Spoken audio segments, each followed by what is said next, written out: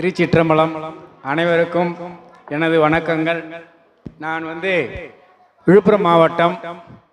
எனது சொந்த ஊர் கப்பியாமொழியூர்.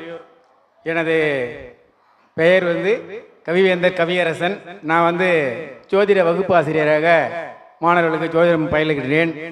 அதே போன்று எனக்கு நான் பல மந்திர உபதேசங்களை பல குணர்களை நான் அடியன்களை பணிந்து கற்றுக்கொண்டு உள்ளேன்.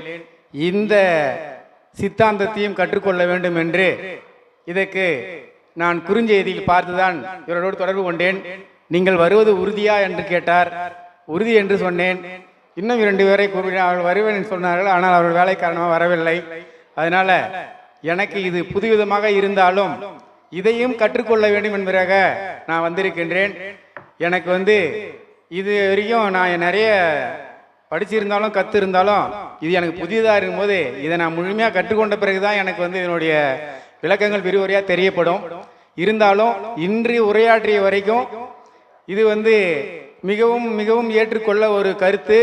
அதே போன்று வந்தாருக்கு புண்ணியம், வராதவருக்கு கர்ம வினைகள் விண்ணம் இடவில்லை என்று கூறியது போல நான் சொல்லும் கருத்தையே எனக்கே சொல்லியிருக்கார்கள். மிக சிறப்பான ஒரு கருத்து.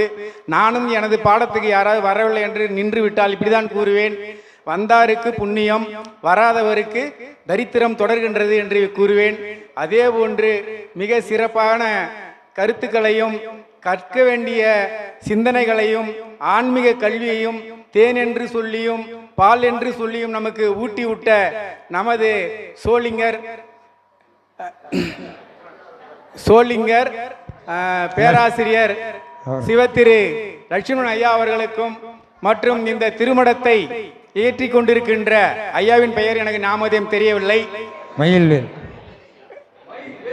மயில்வேல் ஐயா அவர்களுக்கும் மற்றும் தமிழகத்திலேயே 115 திருமண்டபத்திலேயே சுயமாக சொந்தமாக ஒரு மண்டபம் அமைத்திருக்கிறது என்றால் திருப்பத்தூர் மையத்தில் தான் இந்த மண்டபம் சுயமாக இயங்குகிறது என்று கூறிய பெருமை மிகவும் மிகவும் வரவேற்கத்தக்கது, மகிழ்ச்சி உடையது. ஏன் என்றால் ஒரு மண்டபத்தில் வைப்பதோ இல்லை வாடகையில் வைப்பதோ அது சிரமம்.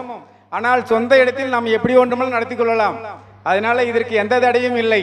அதனால இது ஒன்று சீரும் சிறப்புமாக செய்து கொண்டு இருந்தமைக்கும் அதே போன்று அறுசுவை உணவிலே ஒன்று மா பலா வாழை அப்படின்னு சொல்லுவாங்க. அந்த 3 வகை உணவை இங்கு பரிமாறியதற்கு, அதுவும் இல்லாமல் அடியார்களுக்கு என்ன உணவு தேவையோ அதை அன்னதானமாக அன்னம் பளித்ததற்கும் மிக மகிழ்ச்சியோடு இந்த நிகழ்வில் நான் கலந்து கொண்டதற்கு பெருமை